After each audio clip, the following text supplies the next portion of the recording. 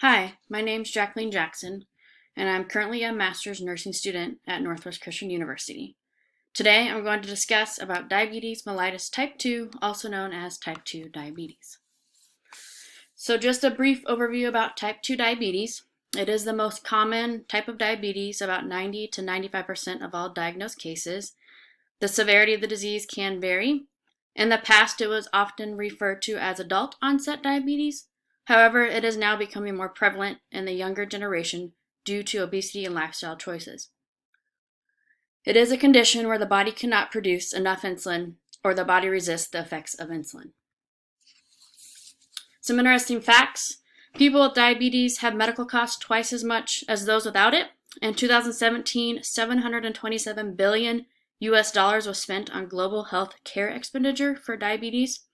People with diabetes are twice as likely to have heart disease or stroke, and it usually happens at a younger age. There were 30.3 million people with diabetes in the US, 23.1 million are diagnosed, and 7.2 million are undiagnosed. About 20% of Americans are expected to develop type 2 diabetes in their lifetime, and it is the 7th leading cause of death in the US. Now we're going to dive into the progression and expression of the disease, also better known as pathogenesis. So this slide represents the normal process of insulin and blood glucose without diabetes. So you get food that is consumed and is broken down to blood glucose. Glucose can come in two major forms, food and the liver. Blood glucose enters the bloodstream and stimulates the pancreas to produce insulin. Insulin then helps the blood glucose enter into the cells for energy and is later also stored in the liver for use at a later time. When blood glucose enters into the cells, levels of blood glucose in the bloodstream decrease due to the release of insulin.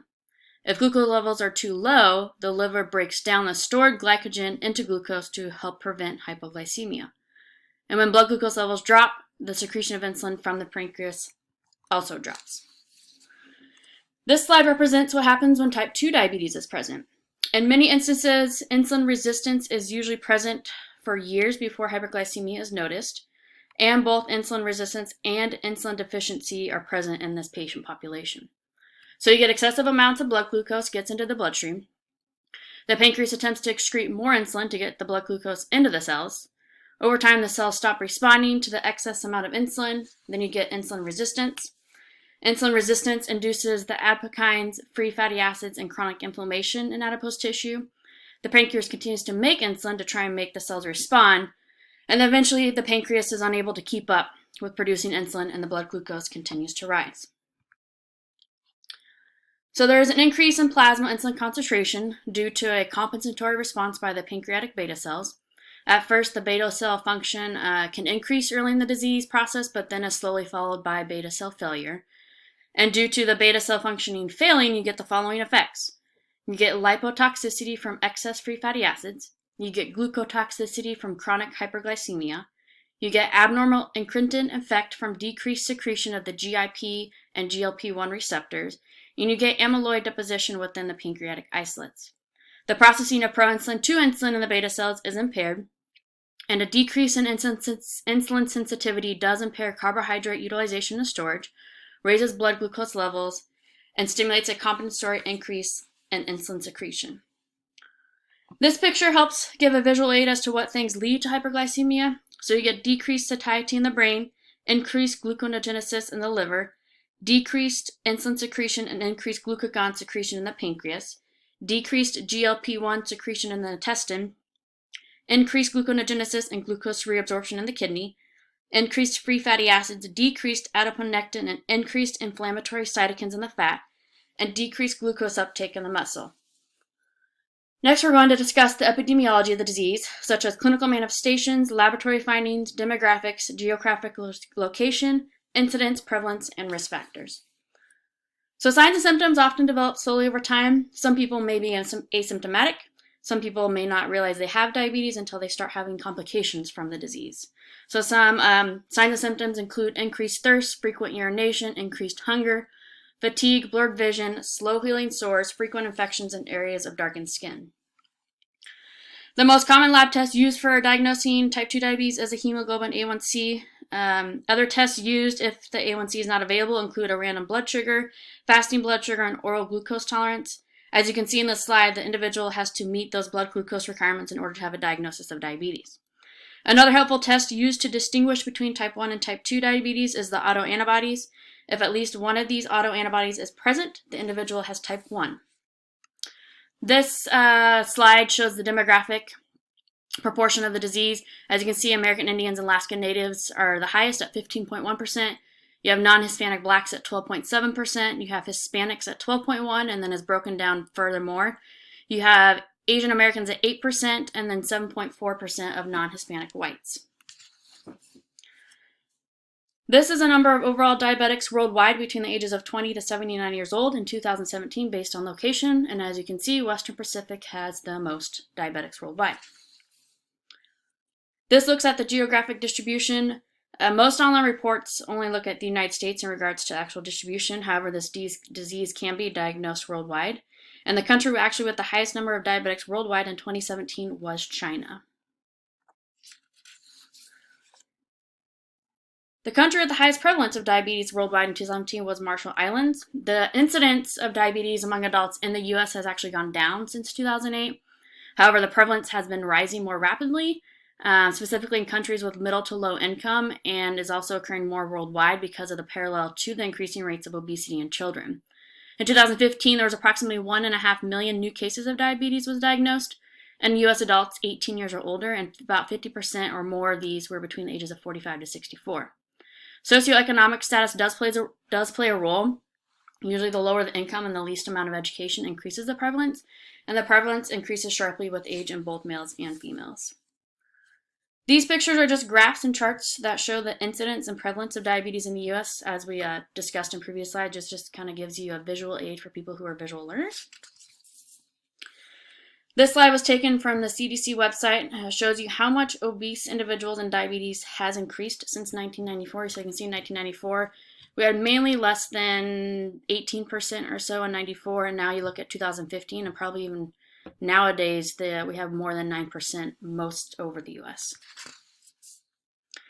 Risk factors. The main risk factor for type 2 is usually overweight and obesity, but you can also have a history of prediabetes, any fat distribution, mainly in the abdomen, inactivity, if you're a woman, history of gestational diabetes or given birth to a baby over 9 pounds, a family history of type 2 diabetes, and ethnicity and race, as we previously discussed. Next, we're going to discuss microvascular and macrovascular complications of type 2 diabetes, which these can also be seen in type 1. The first one is retinopathy, which is the most common microvascular complication. This damages the blood vessels of the retina and the eyes.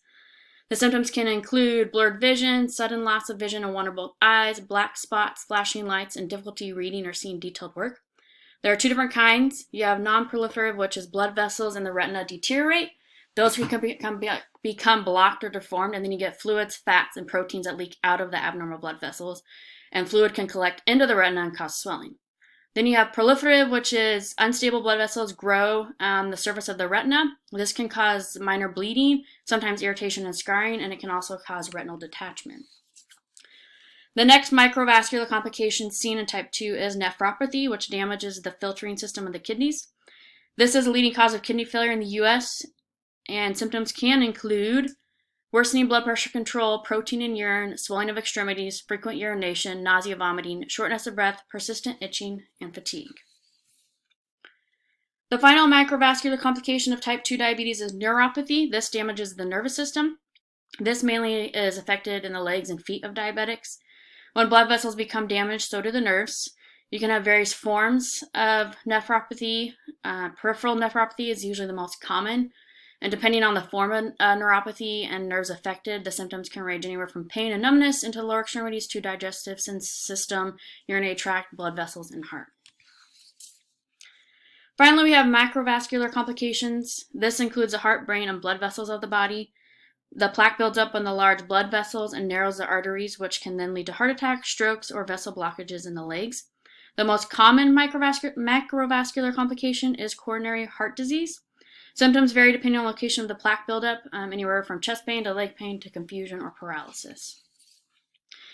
Next, we're going to talk about pharmacological management. With type 2 diabetes, there are many different classes of oral medications as well as injectable medications that can be prescribed.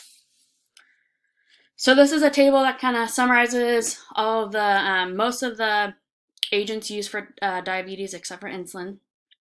So metformin is usually the initial medication to start with. Others include glucose-lowering agents that either increase insulin secretion, insulin sensitivity, reduce glucose production, or enhance GLP-1 action.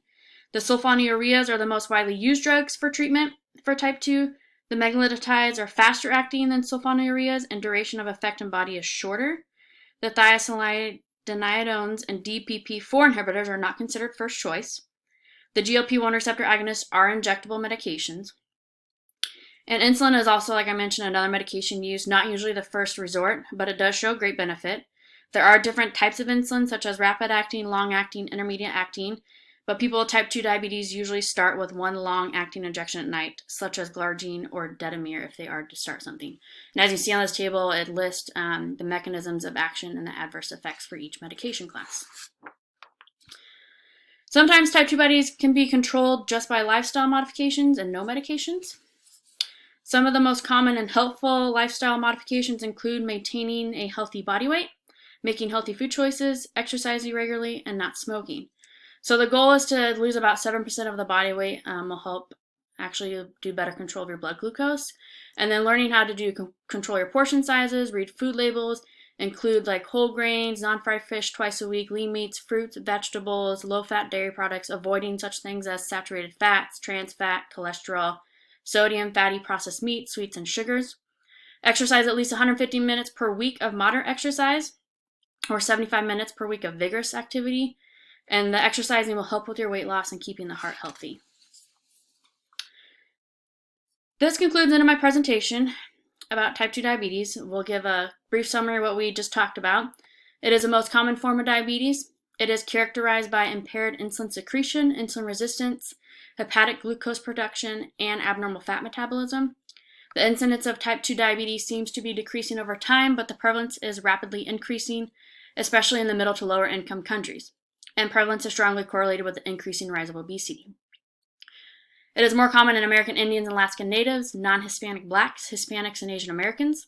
Signs and symptoms develop slowly over time. However, some patients may be asymptomatic, or others are unaware of their diagnosis until complications start occurring. There are multiple risk factors. Obesity and sedentary lifestyle are the main risk factors. Complications can include microvascular and macrovascular, so it affects the eyes, nerves, heart, brain, kidneys, and blood vessels. There are a variety of medications to help treat it, with metformin being the initial medication. Others include glucose-lowering agents that either increase insulin secretion, insulin sensitivity, reduce glucose production, or enhance the GLP-1 action. Some lifestyle modifications include maintaining a healthy body weight, physical activity, healthy food choices, and not smoking. And also keep in mind, caring for an individual with type 2 diabetes should also include attention to other conditions that can be associated, such as obesity, having high blood pressure, any cardiovascular problems, and dyslipidemia. So this concludes my presentation about diabetes type 2, or diabetes mellitus type 2. Hope you enjoyed the presentation and learned something new. Thank you again.